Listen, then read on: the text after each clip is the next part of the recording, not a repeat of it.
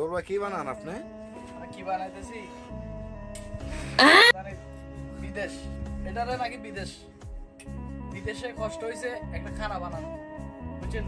এই সামান্য গোস্ত বানাইতে পাইছি, হ্যাঁ গোস্ত বানাইতে গিয়ে আমার অবস্থা খারাপ।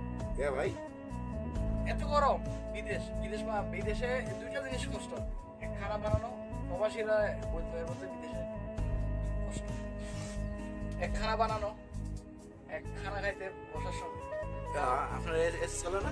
এসি চলে, ঠিক আছে, না খানা বানাতে গেলে নিজে এতে বানাইতে খাইতে হয়।